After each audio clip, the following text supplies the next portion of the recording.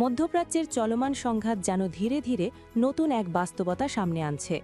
শত্রুপক্ষের একের পর এক যুদ্ধবিমান ও ড্রোন ভূপাতিত করে ইরান যুদ্ধের প্রচলিত সমীকরণকেই যেন চ্যালেঞ্জ ছুড়ে দিচ্ছে।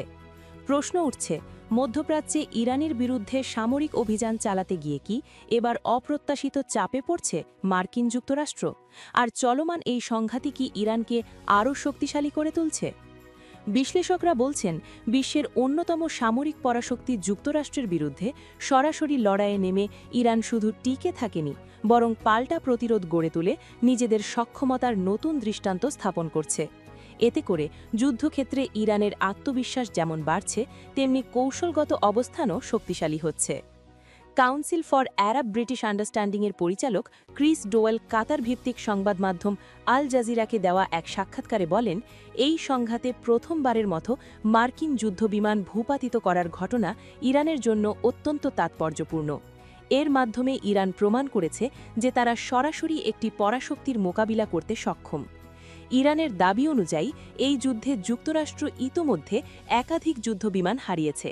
সাম্প্রতিক সময়ে ইরানের আকাশসীমায় মার্কিন বিমানবাহিনীর F-15 এবং A-10 যুদ্ধবিমান ভূপাতিত হওয়ার খবর সামনে এসেছে।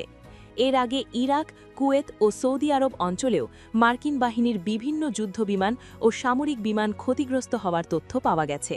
শুধু যুদ্ধবিমান নয়, ড্রোন যুদ্ধেও নিজেদের সক্ষমতা দেখিয়েছে ইরান। দেশটির দাবি, তারা MQ-9 রিপার সহ বিভিন্ন ধরনের 100টিরও বেশি ড্রোন ভূপাতিত করেছে। ইরান বলছে, সম্পূর্ণ দেশীয় প্রযুক্তি ও নিজস্ব কৌশল ব্যবহার করেই তারা এই সাফল্য অর্জন করেছে। ইরানের air defence commander brigadier general Ali Reza Elhami জানিয়েছেন, এই সাফল্যের পেছনে রয়েছে দেশের সমন্বিত বিমান প্রতিরক্ষা ব্যবস্থা এবং সশস্ত্র বাহিনীর সদস্যদের নিরলস প্রচেষ্টা। তিনি বলেন, ইরানের আকাশ সীমার রক্ষায় নিয়োজিত বাহিনী সর্বোচ্চ সতর্ক অবস্থানে রয়েছে এবং যে কোনো আগ্রাসনের জবাব দিতে তারা প্রস্তুত। বিশ্লেষকরা মনে করেন, এই সংঘাত যত দীর্ঘায়িত হচ্ছে, ততই ইরানের সামরিক কৌশল আরও পরিপক্ক হয়ে উঠছে। প্রতিটি হামলা, প্রতিটি প্রতিরোধ এবং প্রতিটি পাল্টা জবাব খেতে তারা নতুন অভিজ্ঞতা অর্জন করছে, যা ভবিষ্যতের যুদ্ধ কৌশলে গুরুত্বপূর্ণ ভূমিকা রাখবে।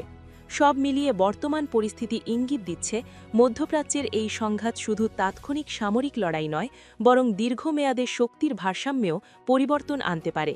আর সেই পরিবর্তনের কেন্দ্রবিন্দুতে উঠে আসছে ইরান।